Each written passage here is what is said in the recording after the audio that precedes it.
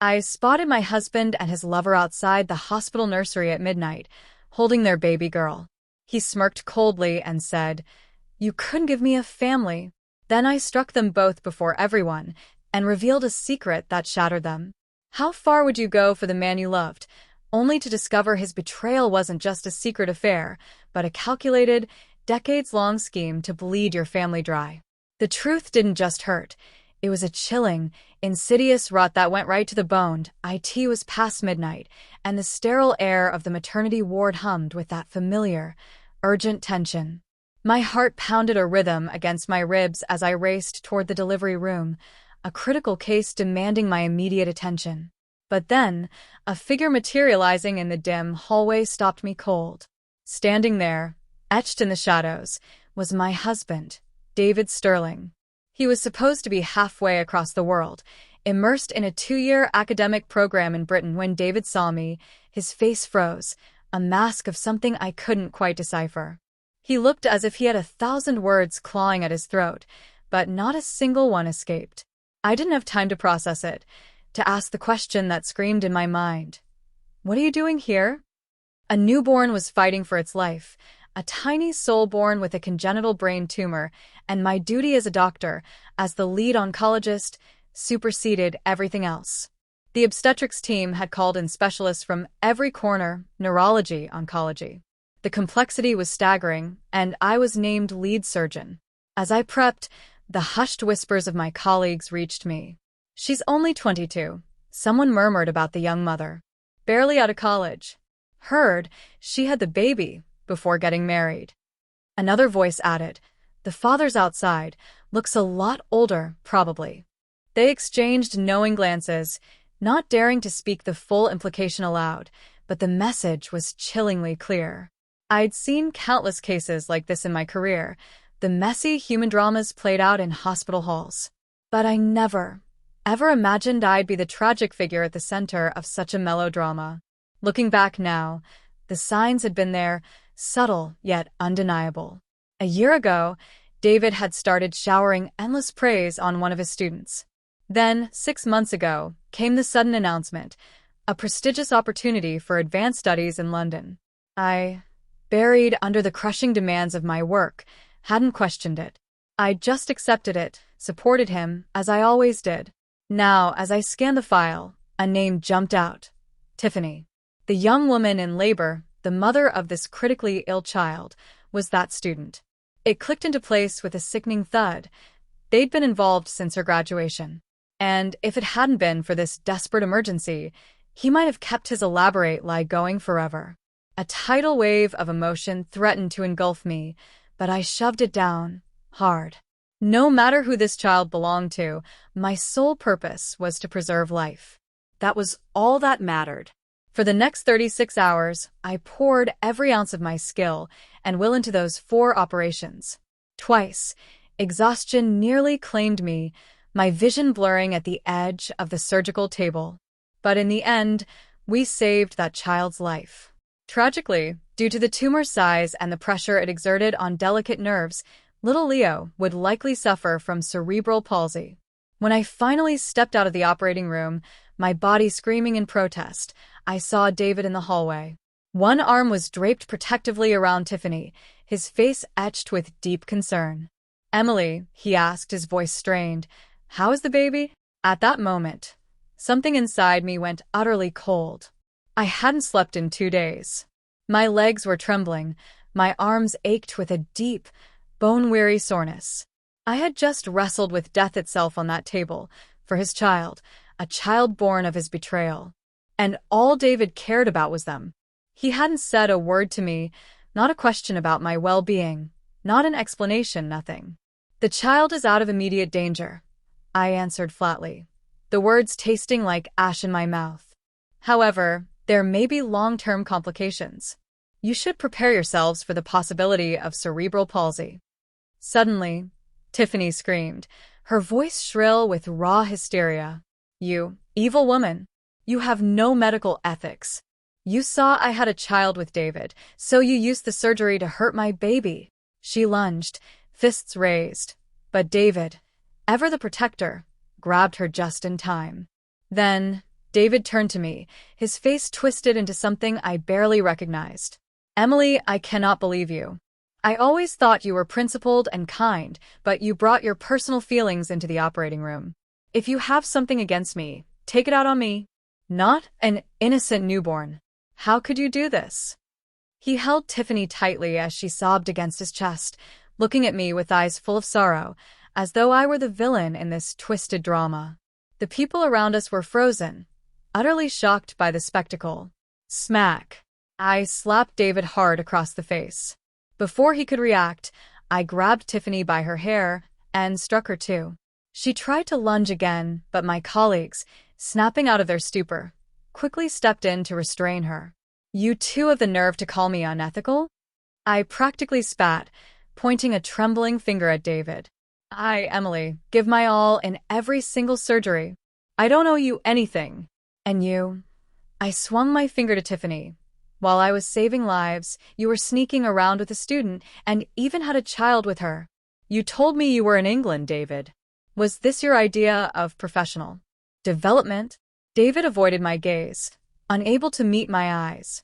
Tiffany, still clinging to his arm, cried out, Professor, our little Leo will never walk. David suddenly looked up, a venomous glint in his eyes. The baby is innocent. If you want to hate someone, hate me. But you are one of the best tumor surgeons in the country. How could a small tumor lead to such a consequence? Is it because you can't have children? Is that why you had to ruin mine too, Emily? You did it on purpose. I stared at the man before me, barely recognizing him. He had once been a kind, optimistic young scholar with a warm smile. Now, he looked like a stranger, filled with pure venom. This is the price of your betrayal, I said coldly, my voice cutting through the stunned silence. Instead of lashing out at me, you should be thinking about how to care for that child. Tiffany screamed, her voice hoarse. I will make you pay for what you did to Leo. David pulled her close, whispering, Let us go see our son. I will take care of the rest. The incident, predictably, reached the hospital director's ears almost immediately. He granted me a 2-month leave to rest and recover. Those quiet days gave me time, too much time, to reflect on who David truly was. He had come from a modest background, working his way up through scholarships. When we met in graduate school, I supported him through everything. After he entered his PhD program, he earned barely anything. I worked double shifts at the hospital to support us both. At one point, I became pregnant, but he was in the middle of an important research project, and I didn't want to burden him. I chose to terminate the pregnancy. The procedure left my body weak, and I never managed to conceive again. Later, with the help of my influential parents, David secured a teaching position at the university. He soon became the youngest professor in his department. Over the years, he grew distant. I thought it was just the routine of marriage, the loss of initial passion. I never imagined that behind the coldness was this level of betrayal. I never thought the man I had sacrificed so much for would repay me like this. On the 5th day of my vacation, my phone rang. It was David, Emily, he growled, barely containing his fury. Did you freeze my bank accounts and put a hold on my property? I replied calmly, yes. I filed for a property preservation order. Is there a problem? I was trying to be civil, but it looks like you are forcing my hand. Fine. We'll get divorced. I let out a cold laugh. Actually, the divorce should have been my idea. You've become so filthy, I wouldn't want to touch you again, let alone stay married. Second-hand goods? No thanks. With that, I ended the call. Sometimes, it only takes a single moment for a woman to truly wake up. When I entered the operating room a few days ago, I still held on to a sliver of hope for my marriage.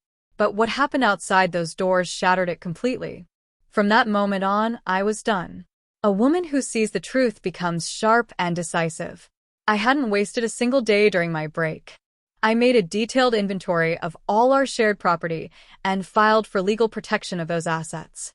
I would not let David walk away with anything. The next morning, a court summons arrived. Miss Emily, the official said politely, your husband has filed for divorce. You are requested to appear in court at the appointed time. Perfect. All my documents were ready. I was just waiting for the courtroom door to open. On the day of the hearing, I arrived right on time. David, clearly prepared, stood up and spoke confidently. "Emily is never home," he declared. "Out of 365 days in a year, she is away for at least 360. Our relationship has broken down completely. I request a divorce and an equal division of assets." I raised my hand and addressed the judge. "Your Honor, it is true our marriage has broken down, but not because of distance. It is because David was unfaithful." David snapped back, "I never cheated. You can't just throw out accusations like that without proof." I ignored him entirely and turned to the judge again. "We have submitted the paternity test results, Your Honor." David's face twisted in disbelief. "How did you get a DNA test?" Then, realization struck, and his expression turned dark. "You were planning this all along. I should have divorced you years ago." "You kept my genetic material after all this time?" I replied coldly. "You must have forgotten about the hair we tied together during our wedding ceremony. It has always been stored safely at home." He glared. "And Leo's DNA? Don't tell me you didn't tamper with the surgery." I rolled my eyes. He had brain surgery.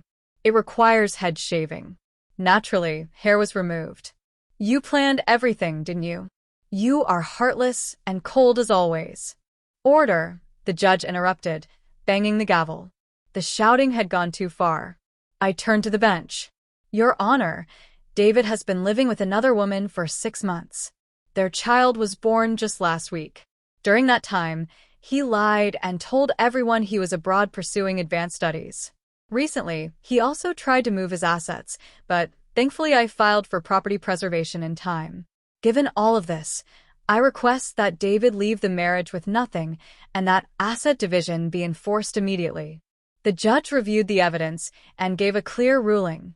The defendant's request is approved. As we left the courtroom, David's face was black with rage. He had expected to walk away with half of everything. Instead, he got nothing. Not a single cent of the $50 million he had hoped to take with him. Fuming, he hissed, "You are so calculating, Emily. Don't think this is over. What you did to Leo, you will pay for it." I gave him a sweet smile. "Maybe I will, maybe I won't. But your payback came quickly. You're walking away with empty hands, David." I shut the car door with a satisfying slam and drove away. In the rearview mirror, I caught a glimpse of his furious, pale face. My mood had never been better. I treated myself to a fancy dinner. Happiness tastes even better with dessert.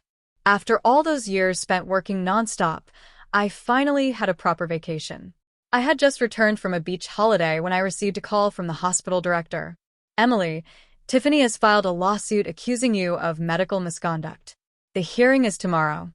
"I understand," I replied calmly. "I will be there." "Don't worry," he said warmly. "The hospital has hired the best legal team for you. You have given your all for this hospital. We all believe in you." I had been a doctor for many years and had never made a single error in judgment. Why would I be afraid of false accusations? The next morning, my lawyer and I arrived at court as scheduled. Tiffany showed up too, this time with her own attorney. It seemed she had finally decided to take things seriously. Right from the start, Tiffany wept dramatically, claiming I was jealous of her and had deliberately harmed her child. In doing so, she also revealed that she was a mistress and had given birth out of wedlock. Her lawyer's face, I noted, turned a distinct shade of green. Eventually, Tiffany stopped talking, and her lawyer began presenting documents. They cited legal statutes, alleged medical violations, and claimed significant damages. Then came the demand, compensation of $50 million. I couldn't help but raise an eyebrow. Tiffany certainly had nerve. Our attorney remained calm. He presented detailed documentation from the day of the surgery, consent forms, medical records, tumor pathology reports, and supporting clinical studies of postoperative complications. He concluded confidently, "All evidence shows that the complications experienced by the plaintiff fall within the known and accepted range of surgical outcomes. My client has not committed any form of malpractice." It was all clear and undeniable. After all, The lawyer handling the case had been hired by the hospital, and he was no ordinary attorney.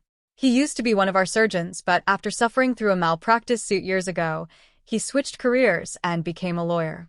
He knew exactly how to protect doctors. The opposing counsel stood no chance. Tiffany, furious and desperate, stomped her feet. She shouted, "How can such a minor operation take so long? There must be something shady going on."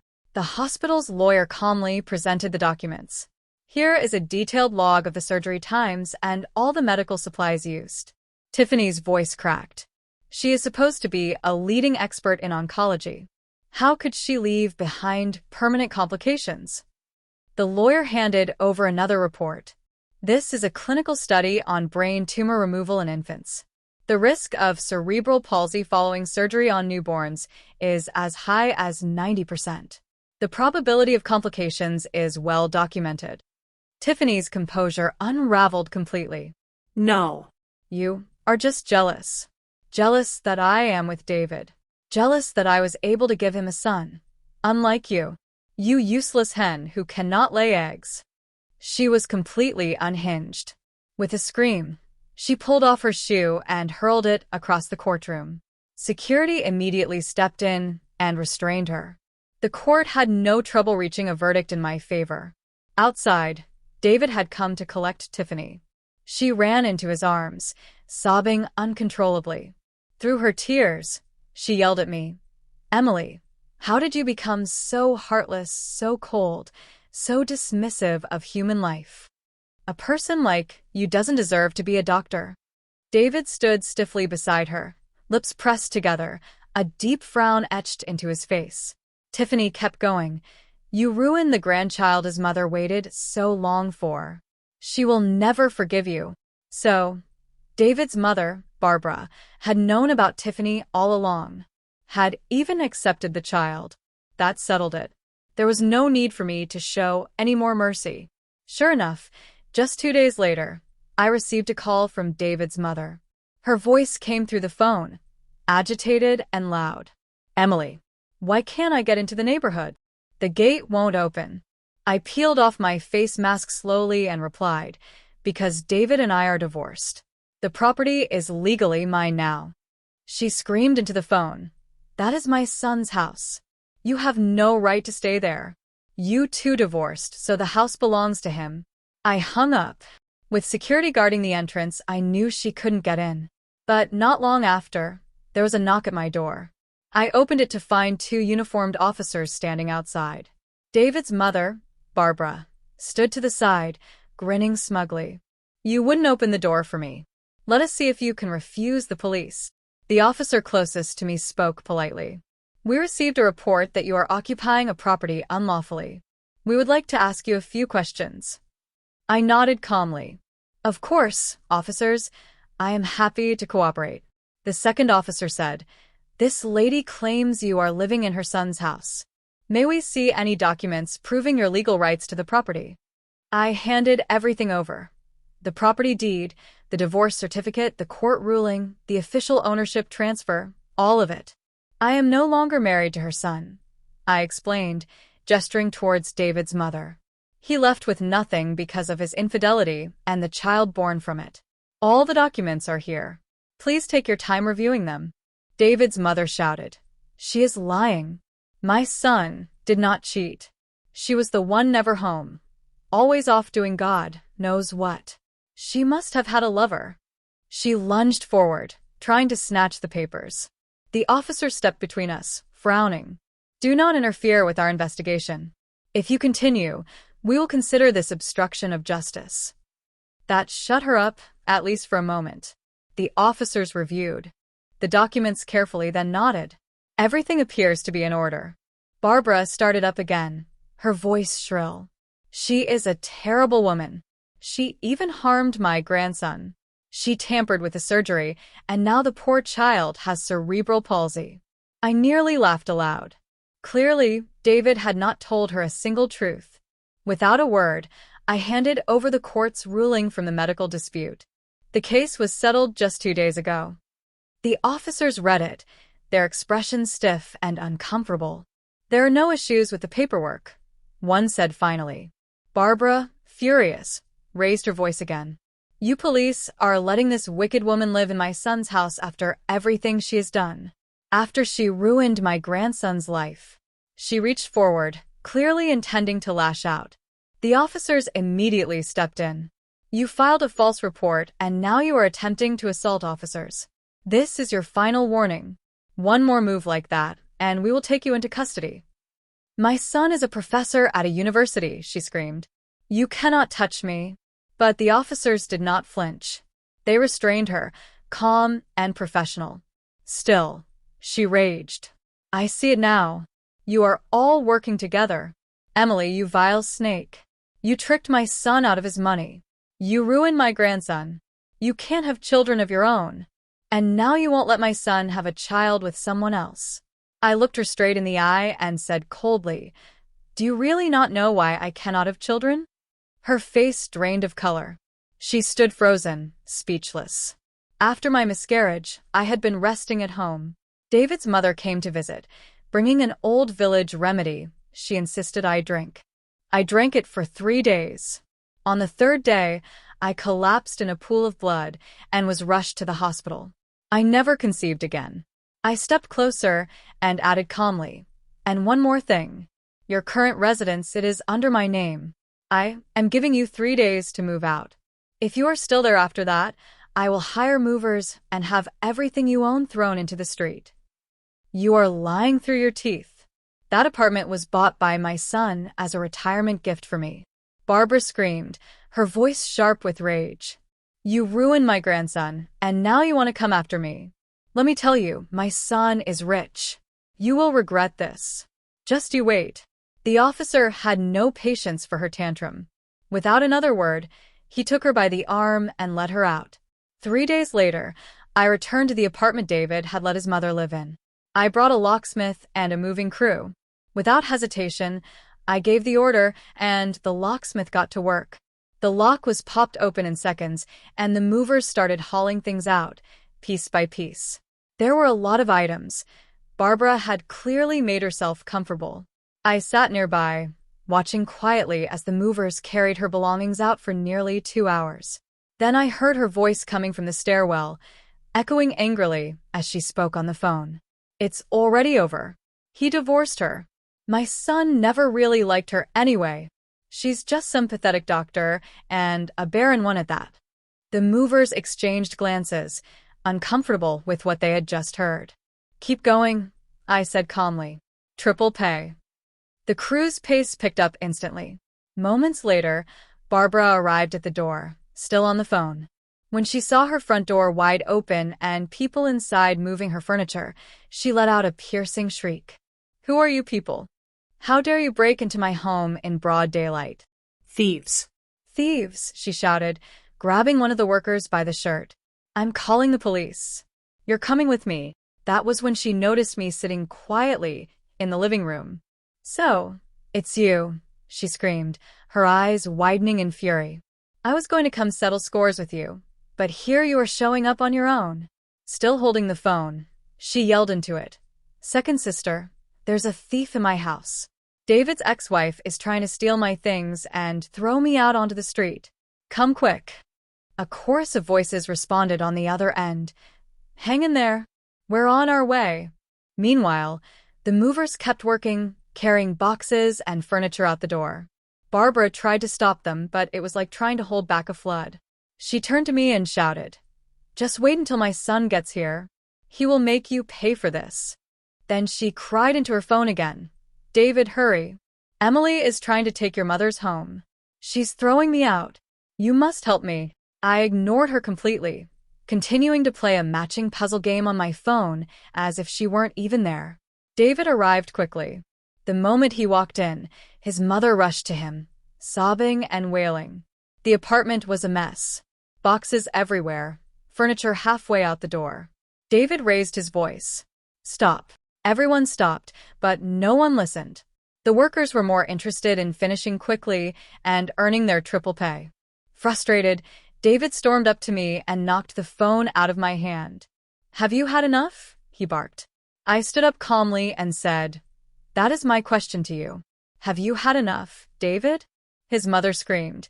That wicked woman already ruined your son, and now she wants to ruin me, too. Just then, David's relatives showed up. 7 or 8 of them, all bursting into the apartment at once. We're here, second sister. We cannot let her do this to your mother. David, your mother raised you with so much love. Don't break her heart for a stranger. They quickly surrounded the movers, shouting and shoving. A scuffle broke out, voices rising, arms flailing. In the chaos, Barbara lunged at me, hands raised to strike. I dodged into the bathroom and locked the door behind me. Immediately, I dialed the police. They arrived in under 3 minutes. The moment they entered, they began separating the crowd and detaining those involved in the fight. What happened here? One officer asked. Barbara rushed forward, tears streaming down her cheeks as she spun her tale. My daughter-in-law, well, ex-daughter-in-law, she never stayed home, always running around with other men. Now she's trying to steal the retirement home my son bought for me. She brought these people to throw me out. I am just an old woman. The officer turned to the others. Where's the person who called this in? I stepped out of the bathroom, straightening my clothes. Did you hire this moving company? The officer asked. Yes, I did. I replied calmly. Do you own this apartment? I do. All the paperwork is in order. I opened my bag and handed over the deed, with a polite smile. You are lying, Barbara shrieked, grabbing her son. Tell them, David. You bought this place for me. It cannot be hers. You bought it before you two even got married. David hesitated, then mumbled. It was purchased before we married, but my parents bought it for me, not for her. His mother's eyes widened in disbelief. That's not true. It was after you earned your PhD and started making good money. You bought it for me.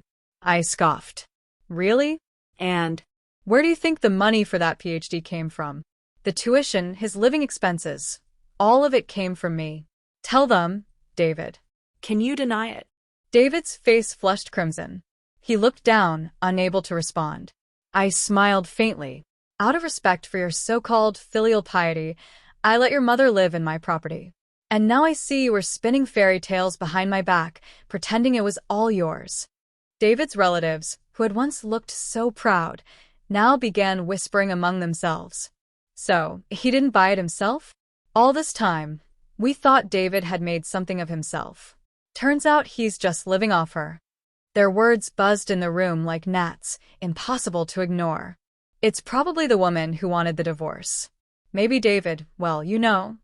Someone muttered under their breath. The one leading the group was David's third aunt. She turned to another woman in the room and shouted, Second sister? So, this house isn't even yours? Then why did you bring us here? Quickly changing her tone, she turned to the officer and said with a nervous smile, Officer, it wasn't us. She's the one who asked us to come and help her teach someone a lesson. We are law-abiding citizens. Please let us go. The officer flipped through their IDs and calmly replied, You all need to come down to the station to give a statement. Someone was injured. Are you not going to take responsibility? A few of the movers had visible bruises and scratches on their arms and faces. Hearing this, David's third aunt lost her temper and barked, David, your mother was the one who invited us. And our family doesn't have money. You're a professor. You can cover it, right? Barbara, unwilling to see her son spend a penny, snapped, You are the ones who got physical. Why should my son pay? The shouting resumed. The police had to separate them into different rooms to finally restore peace.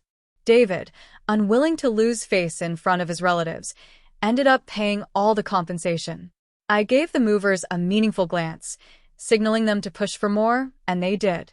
Pleased with the outcome, they clapped me on the back as they left. Miss, call us anytime. We'll be there. I smiled, feeling nothing but satisfaction watching Barbara fume in frustration. But I had underestimated David. I never imagined he would stoop so low.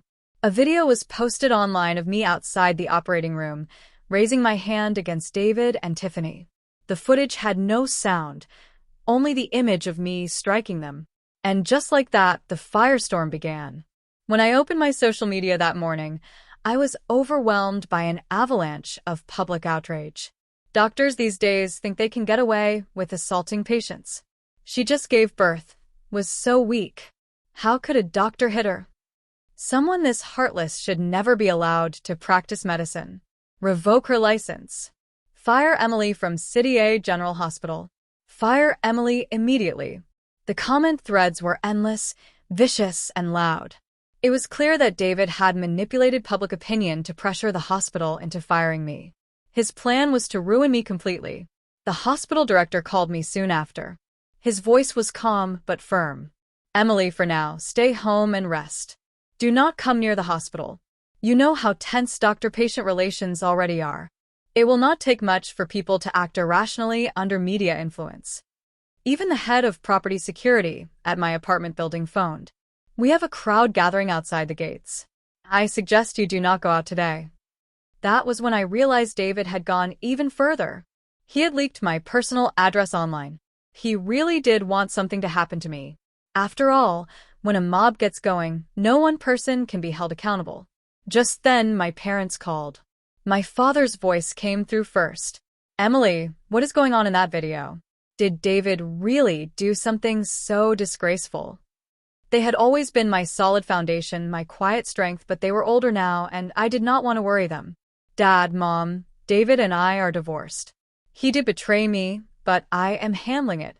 Please don't. Nonsense, my father interrupted, his voice rising.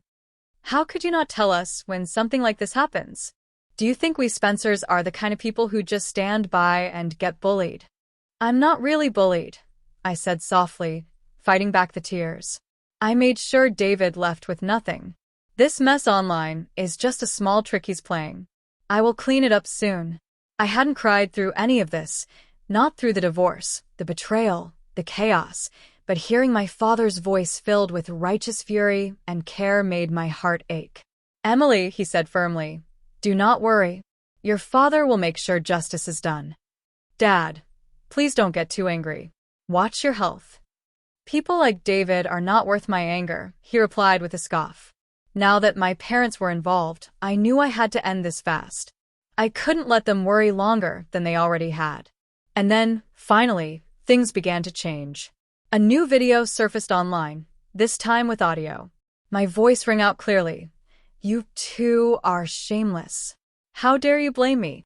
I, Emily, have always done my best in every surgery. I have never failed a single patient. And you, while I was saving lives, you were sneaking around and having a child. You said you were in the UK. Was this your idea of academic training? The tide began to turn. I posted our divorce certificate, the final court judgment, and even the hospital's internal review confirming there was no malpractice. I reached out to a few media outlets, and soon the story was everywhere. Public opinion flipped almost overnight. The condemnation shifted from me to David. So this is what a university professor looks like these days? David shouldn't be teaching anyone. Just another cheating professor. No morals at all, and the mistress is one of his students. How shameless. Then came the real hammer blow. A student from David's university leaked a video of Tiffany's thesis defense. In the clip, an elderly professor flipped through her file and tossed it aside, muttering, "No need to look at this. No matter how she performs, Professor Sterling will cover for her." The internet exploded. Hashtags began trending. Hashtag revoke Tiffany degree and hashtag investigate academic misconduct. Among the most vocal were students. Nothing enrages them more than academic fraud. Then, past patients of mine began sharing their stories. We are from the countryside. Couldn't even get a regular appointment. Dr. Emily squeezed us in and only charged the base consultation fee. We are forever grateful. My mother was misdiagnosed in our town. Dr. Emily prescribed a $2 medicine and cured her completely. She saved my mom's life. Even when other hospitals gave up, Dr. Emily gave us hope. And honestly, I had to give credit to the internet users. They dug through our story like detectives, piecing together a timeline of David, Tiffany, and me. The situation grew so large that David's university could no longer ignore it. They issued a formal statement. David would be temporarily suspended from teaching duties pending investigation. Of course, it was all just for show. A heavy hand at first, then a gentle release. Someone clearly had David's back, but if they wanted to play politics, fine. They had their people. I had the Spencers. Days passed. The storm slowly died down. Then David called me, smug as ever. "Emily, did you really think public opinion alone could bring me down?" His voice was full of arrogance. "I am one of the top young scholars at the university. I am leading over a dozen national-level projects. The school is grooming me for an academician title. You think a bit of scandal will stop that?" I smiled as I listened. "Well," I said softly, "then I wish your research all the best." Because David was not only cruel, he was also incredibly foolish. He came from a poor village, a scholarship student with no connections in City A. So how exactly did David manage to receive such special attention at the university? How did he end up in charge of more than 10 major national projects? Did he really believe it was all because of his own talent? There are plenty of brilliant people in this city. Why him? The truth was simple. He was the son-in-law of the Spence family. My father, once a legendary surgeon, had long since retired. For years now, only the elite, those in the highest circles of influence, could even hope to persuade him to lift a scalpel. Back in his prime, people had to book him months in advance and even send private jets to bring him in for surgery. Though he no longer practiced, his name still held power. The president of a university had been given a nudge by those above, and as a result, David received special treatment. But David, clueless and arrogant, thought it was all due to his own brilliance. Back then, I must have been blind to think he was modest and self-possessed. In truth, he was simply delusional. Fortunately, I see him clearly now. To celebrate my newfound clarity, I treated myself to a full spa day. Just as I was sinking into a relaxing massage, my phone rang. It was David. "Emily," he said through clenched teeth. "What did you do?"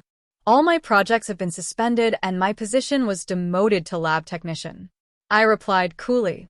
"Whatever happened, it was not me. Who else could it be? I have always treated people well. I have no enemies." I dragged out my words on purpose. "Well, maybe someone wanted to please my father and decided you were expendable." He scoffed. "Your father? He is just a retired doctor." I laughed. "You are so naive. You really think you became a professor at 35 and were given control of 10 national projects just because you were gifted? It was because you were the Spence family's son-in-law." I paused and added, "Then again, I suppose you never understood who my father really is. Your background limits what you can see. Even the president of a university stands respectfully and addresses my father as sir. And I had planned to let this all pass quietly. But you chose to stir things up in public. Now that my father knows, of course, he will not let you off easy." David fell silent. He mumbled, "No, that cannot be. It just cannot be." I hung up. I had no interest in listening to his stunned rambling. Let him sit with the truth. David lost his projects, his title, and left the marriage with nothing. Now he lived in the staff dormitory with Tiffany, their newborn Leo, and his mother Barbara. I did not aim to destroy him completely. He could remain a lab technician for life. It was enough to support a small family, assuming the child did not have cerebral palsy.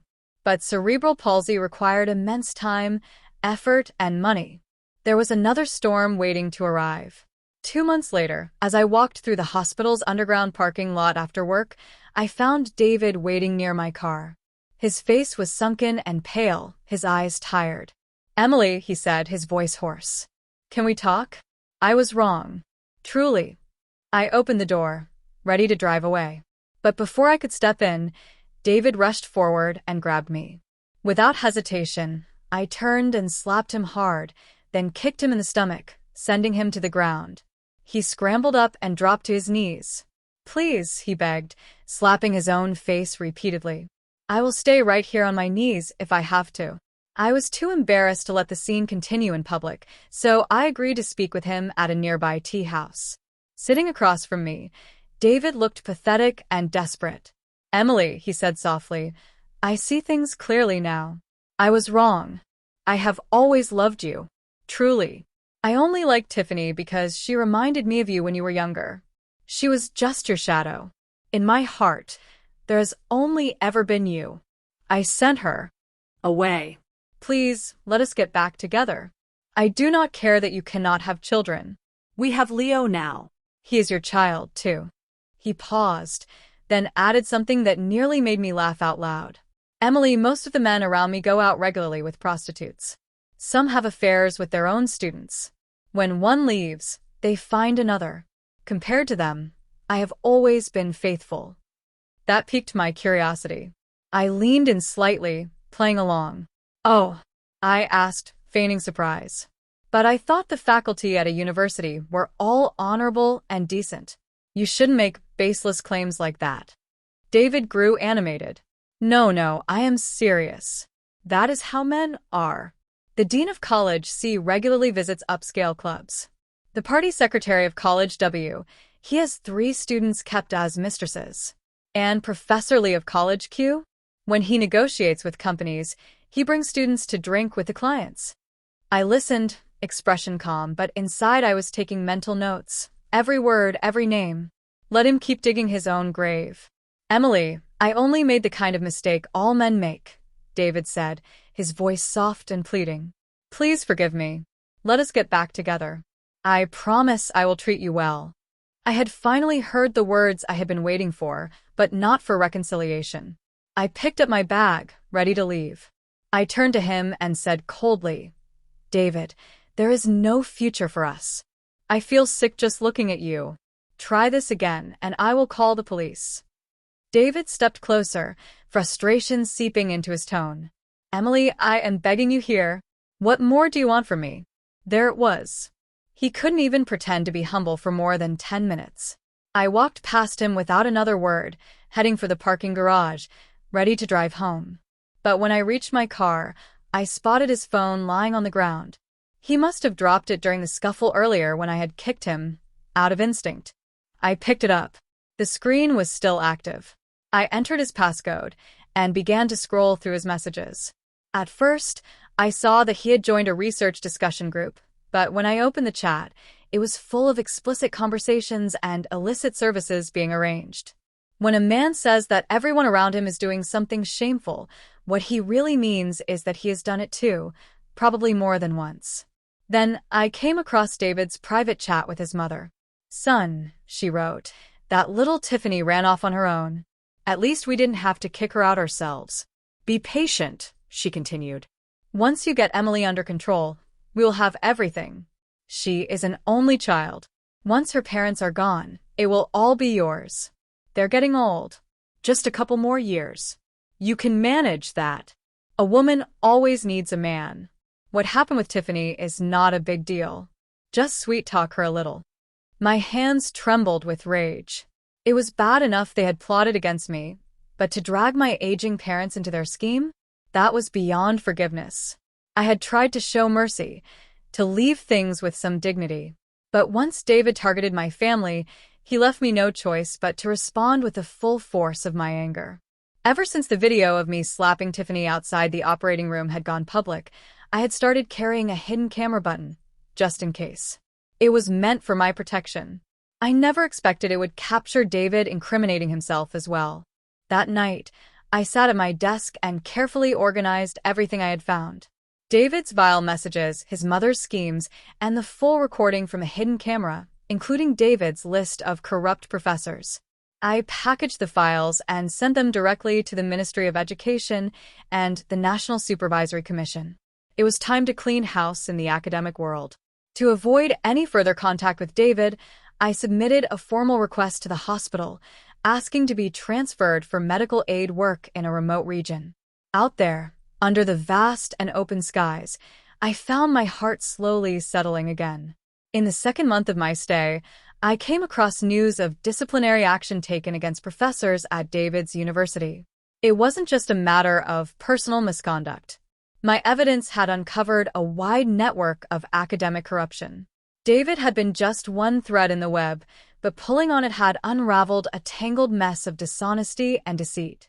Looking back, Being betrayed by him felt insignificant compared to the systemic rot I'd exposed. The quiet solitude of Xinjiang was a balm to my raw nerves, a stark, beautiful contrast to the concrete jungle I'd left behind. Here, under the watchful gaze of the Tianan Mountains, I found a different rhythm. My days were filled with purpose, treating a community that genuinely needed me, where the struggles were often against nature and poverty, not human deceit. The vast, open skies seemed to expand something inside me, slowly, surely, filling the empty spaces David had left behind. News from the outside world trickled in like rare rain, carried by a colleague's email or an occasional phone call from my parents. The disciplinary action at David's university, they confirmed, had deepened. He was officially demoted, stripped of all his projects, relegated to the very bottom rung. It should have brought me immense satisfaction, a vindictive cheer, but it didn't. Instead, there was just a hollow ache.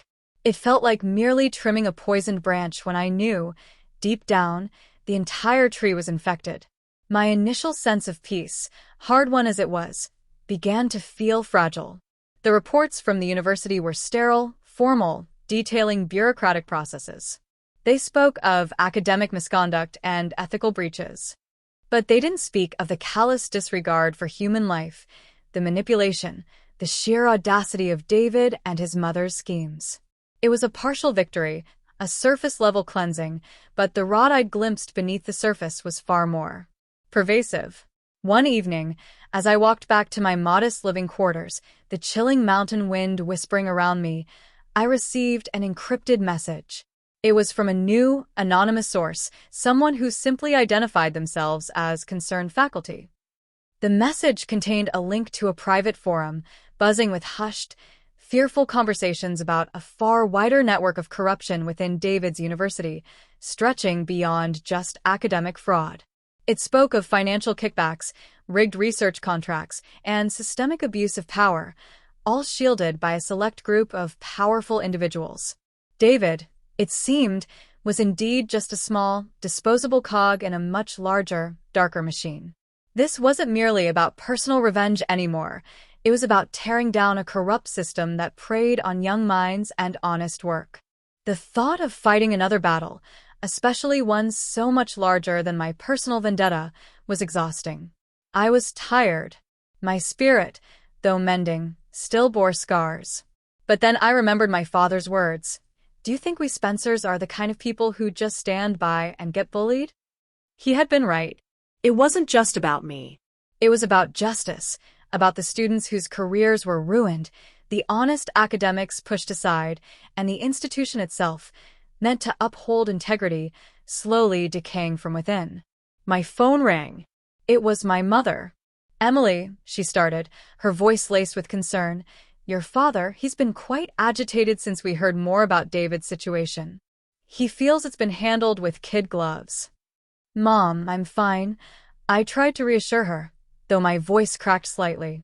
"I've moved on." "Moved on?" "Darling, you exposed something much bigger than a cheating husband. You exposed a deep sickness. Your father believes there are forces at play trying to sweep it under the rug. He says he knows who some of these forces are." A shiver ran down my spine. My father, the legendary surgeon, had always maintained connections in every sphere of society, not just medicine. He moved in circles where influence was currency, and favors were quietly exchanged. His quiet strength wasn't just in the operating room. It was in the networks he had built, the respect he commanded. "What is he talking about, Mom?" I asked, my voice barely a whisper. "He's talking about the university's board of trustees, Emily, and certain influential donors. People who benefited from the very system David was a part of. They're powerful, dear, but your father, he's not one to back down when he sees injustice." That night, sleep eluded me. I paced my small room, the anonymous message and my mother's words echoing in my mind. David's sniveling confession in the tea house, where he drunkenly named names, the dean of College C, the party secretary of College W, Professor Lee of College Q, suddenly took on a terrifying new significance. He hadn't just been gossiping, he'd been outlining the structure of their corrupt operation. He had unwittingly handed me the map to their underworld.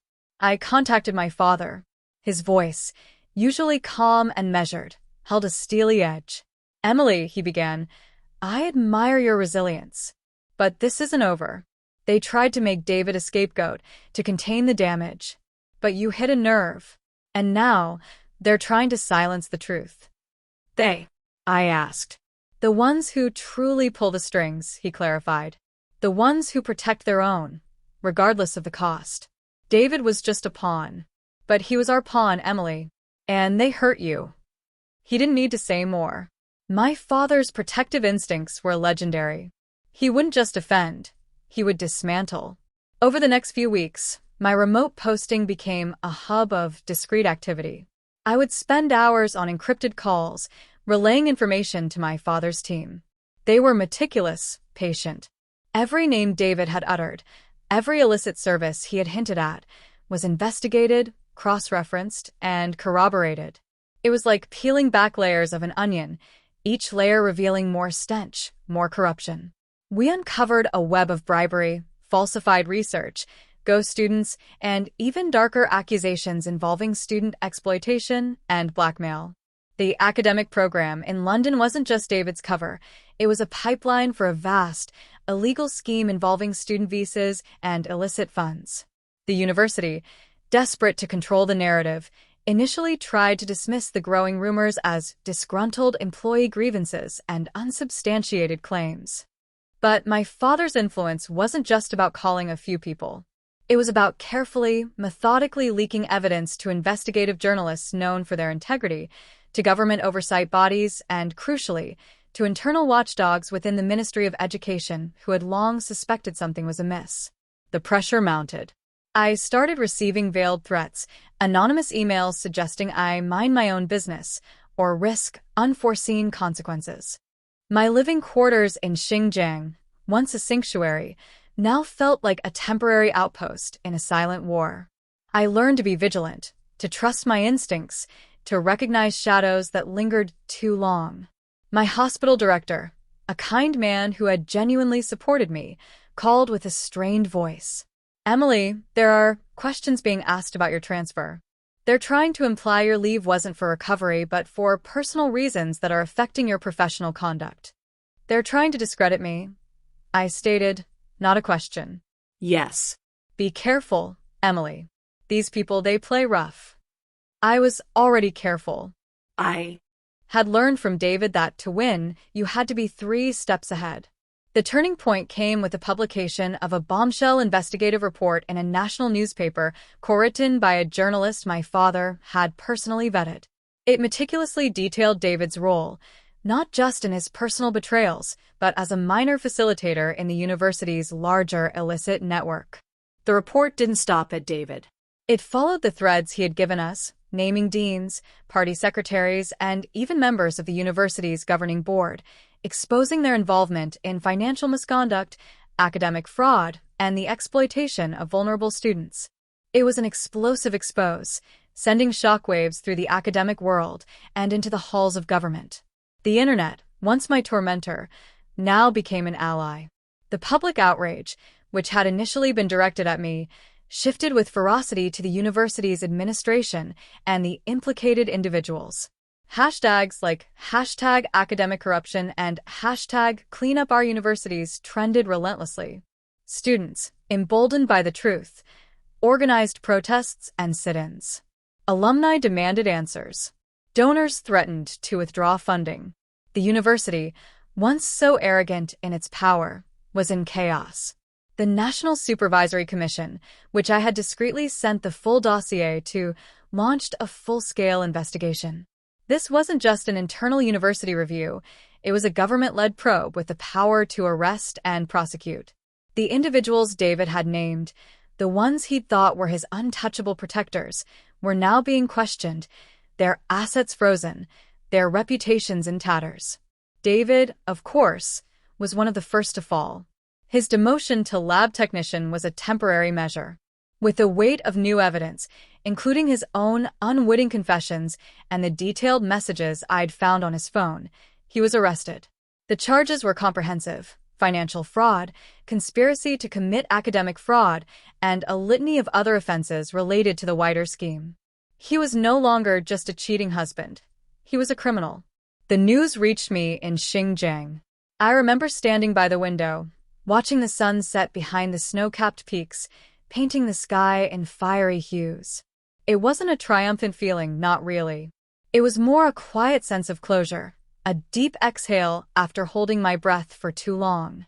David's arrogance had been his undoing, his foolishness his greatest enemy. He truly believed he was brilliant, but he was merely a tool, a greedy, self-serving tool in a bigger game.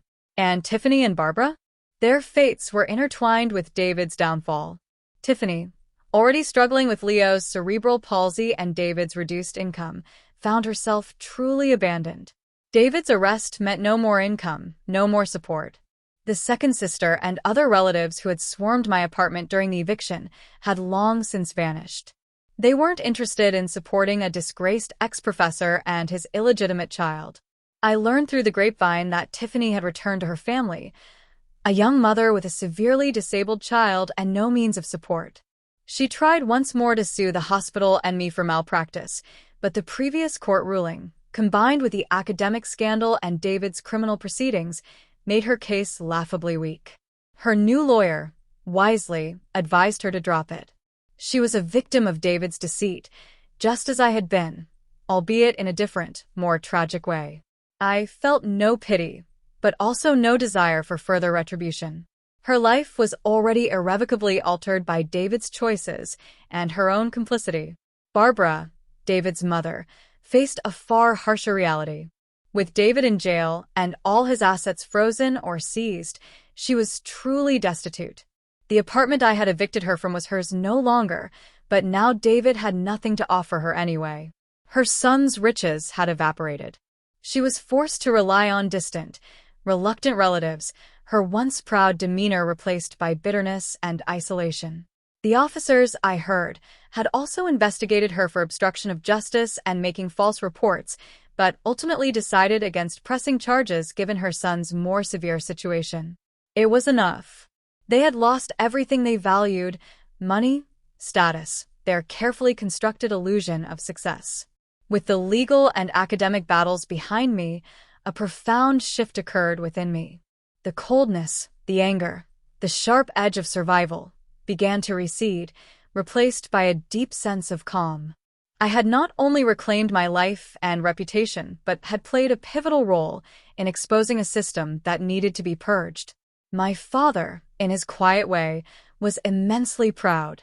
"You didn't just survive, Emily," he told me during one of our rare video calls, his eyes twinkling. "You brought down a dynasty of deceit. You are truly a Spencer." My time in Xinjiang became even more meaningful. I embraced the challenges, finding immense satisfaction in healing people, in teaching young doctors, and in contributing to a community where my skills made a tangible difference. I didn't feel the need to return to City A immediately. The clamor of that life, the societal expectations, felt distant and unimportant compared to the vastness of the mountains and the sincerity of the people here. I was rebuilding, not just my career, but myself, brick by honest brick. One crisp morning, several months after David's conviction, I received a package. It was a formal letter from the Ministry of Education, signed by the very official who had quietly guided my father's team. It was an apology, a commendation, and an offer. They recognized my instrumental role in uncovering the corruption and extended an invitation to join a newly formed national task force dedicated to academic ethics and oversight. It was an opportunity not just to practice medicine, but to shape the very future of ethical academic practice, to ensure that what happened to David and his victims would never happen again. It wasn't a choice I made lightly.